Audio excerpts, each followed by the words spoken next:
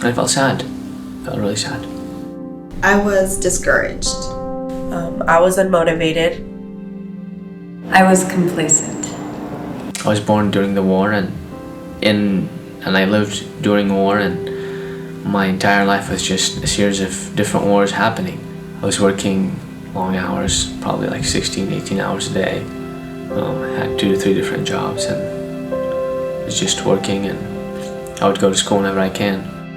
I was in foster care for such a long time, and then I was on probation, and I felt like I didn't have control over my life, and I just felt like the adults around me always made the decisions for me, and I didn't have a say in what happened in my life. I came to Wendy's house when I was 8. My mother had given me up to foster care. I went into a group home when I was 14 from the hospital. I was born with very bad health.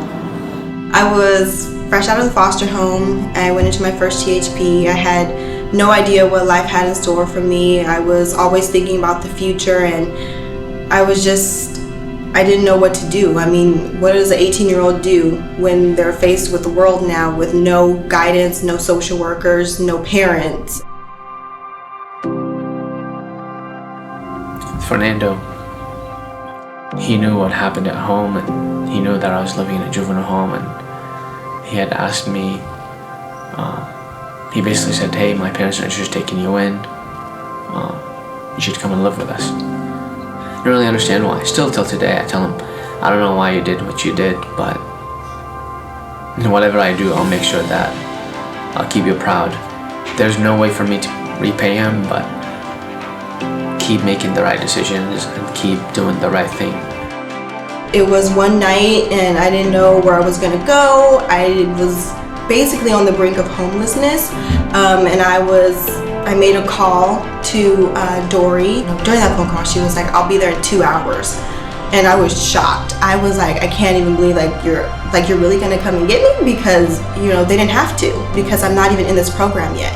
And to hear those words, I broke down in tears, because I was like, okay, everything's gonna be okay. Even if it's for right now, everything's gonna be okay. I felt like Rose gave me a lot of honesty, like when I would come to her with my dilemmas about picking classes, or like making up credits, or retaking classes, or picking my schedule, she wouldn't tell me what I wanted to hear. I don't know, like whenever I would limit myself, like she would just be like, why are you doing that? Like it doesn't really have to, like there's no limit. Throughout the years, I never lost touch with Wendy. She kept connected with me, and it's been in my adult life where our relationship has transformed into